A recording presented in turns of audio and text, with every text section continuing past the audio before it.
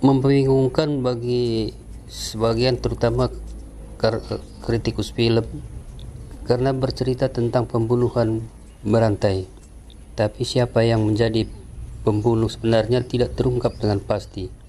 Apalagi di akhir cerita, sebagai orang yang tersangka tidak mengakui serangkaian pembunuhan itu, walau akhirnya dia terbunuh juga karena terpukul oleh sekop. Begini alur ceritanya.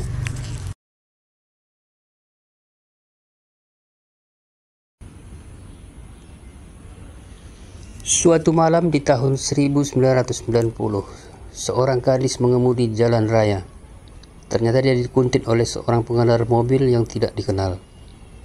Dia berhenti di sebuah pompa bensin, di mana penguntit itu juga berhenti dan mengikutinya di pompa bensin tersebut. Ternyata pompa bensin tersebut juga termasuk perumahan di sekitar itu juga telah ditutup, tidak ada penghuninya, dan wanita ini akhirnya pergi berlari melalui gurun. Dia menghentikan sebuah truk yang kebetulan lewat dan melambaikan tangannya dan langsung berlari ke arah jalan raya agar pengemudi truk itu tersebut berhenti, dan akhirnya pun dia selamat dari kejaran orang yang menguntitnya itu.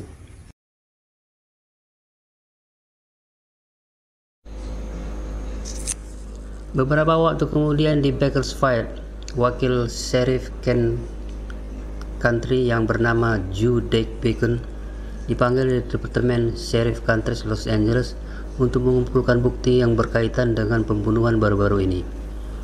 Deacon adalah mantan detektif Los Angeles Sheriff yang menemani detektif utama Jimmy Baker yang baru-baru ini diangkat ke lokasi pembunuhan di Los Angeles. Deacon memperhatikan kesamaan antara pembunuhan berantai yang lama dan yang baru ini, dan di mana kasus-kasus yang lama itu tidak bisa dia selesaikan. No evidence, no convictions. The DA problem, Captain, not ours. Yes, sir. You still itching?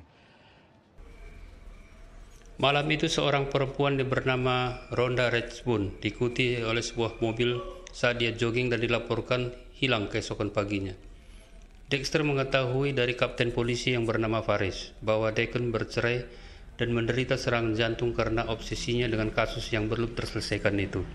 Dia menyarankan untuk tidak melibatkannya lebih jauh, tetapi Deacon mengambil cuti liburan untuk membantu menyelesaikan kasus Dexter tersebut.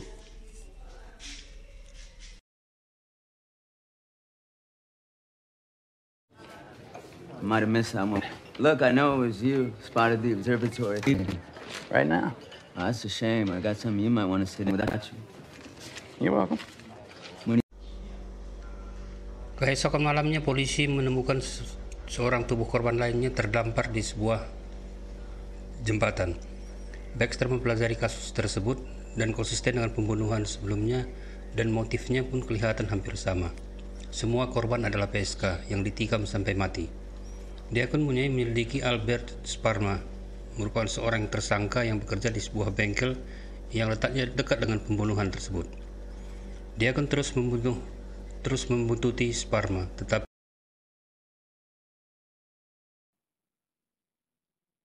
Bacon dengan tenang saja. Apa yang bisa dia bantu untuk Deacon?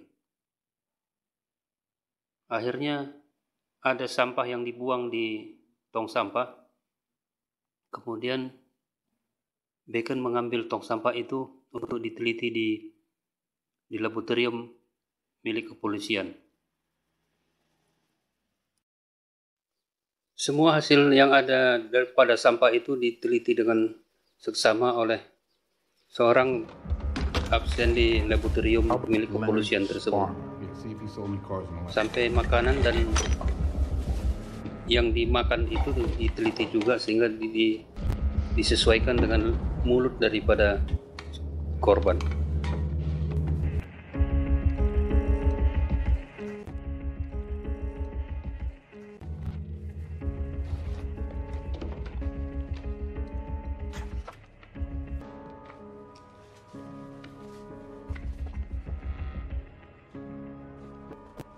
inconclusive, but there are some similarities to Sampai di situ saja.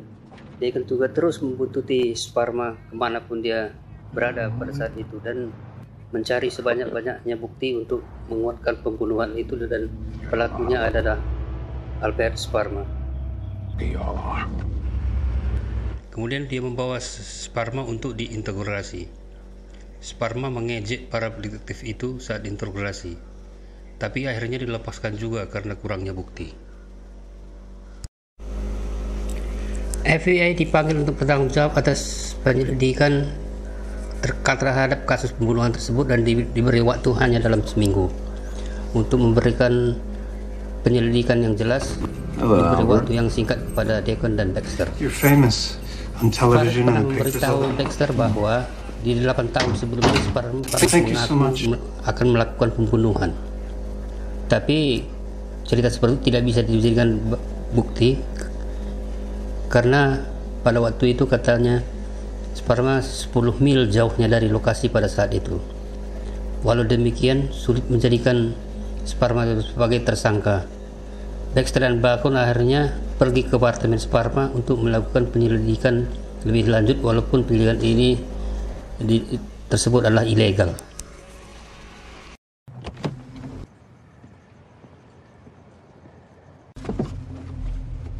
He comes back, I'll hit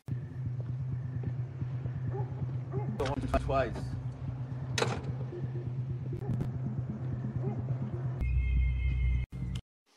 Artinya Sparma mengetahui rumahnya digeledah oleh Baxter dan Deacon. Dia mengejek kedua detektif tersebut, bahkan melambaikan tangannya, dan mengetahui dengan pasti kondisi rumahnya. Akhirnya dia memanggil polisi bahwa rumahnya ada didatangi orang yang tidak dikenal. Akhirnya Deacon keluar dari atap dan melarikan diri, dan bersama Baxter pergi meninggalkan rumah Sparma.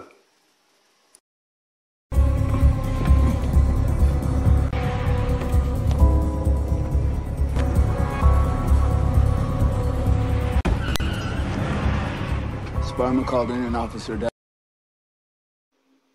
Baxter juga melakukan penyelidikan sendiri.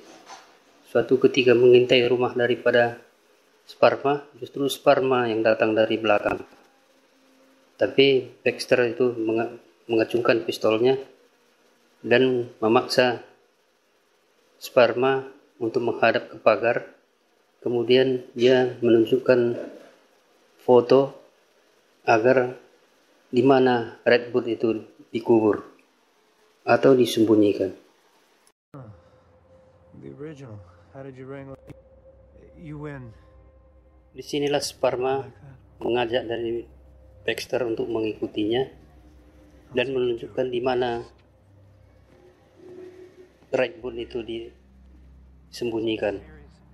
Awalnya Baxter juga ragu-ragu, tapi kemudian juga akhirnya mengikuti kemana keinginan Sparma. I won't bite. Get in. I'll work tomorrow. You've got a drive ahead of us. And I've helped me up. You're armed, I'm not. What do you... Get rid of, little boy.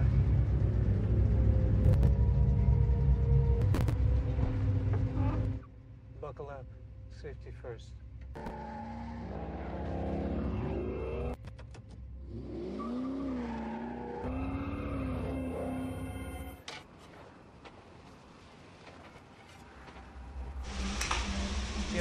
Sparma kemudian membawa Baxter ke daerah terpencil di gurun dan menyuruhnya menggali beberapa lubang sebelum mengakui bahwa sebelumnya dia tidak pernah mengakui untuk membunuh siapapun. Tapi Baxter merasa skeptis dan terus menggali. Sparma mulai mengejeknya sampai Baxter membentak dan memukul wajahnya dengan skop. Ternyata dengan pukulan itu Sparma tidak sadarkan diri dan ternyata mati. Saat Deacon tiba, dia juga mengungkapkan bahwa dia secara tidak sengaja telah menembak salah satu korban yang selamat dari kasus pembunuhan terakhirnya. Dia menyuruh Faris dan Durigan dan petugas koroner untuk membantu menutupi kasusnya itu.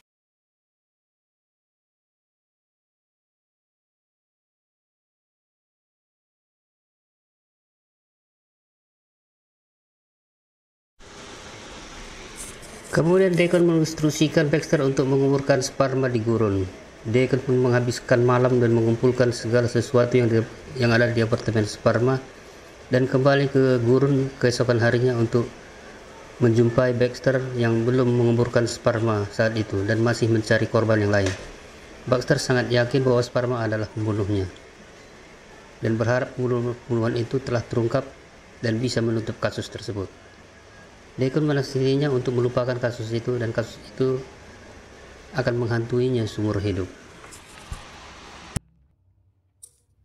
Kesal dengan diomongin terus seperti itu, akhirnya Baxter pun memukulkan skop itu langsung ke muka daripada sperma. Tapi ternyata pukulan itu membuat sperma tak sadarkan diri dan ternyata meninggal. Ini sesuatu yang tidak diharapkan oleh Baxter karena bukti yang cukup kuat belum ditemukan. Kemudian Deacon pun datang menyusul dan melihat kejadian ini. Tapi Baxter menceritakan kejadian sebenarnya.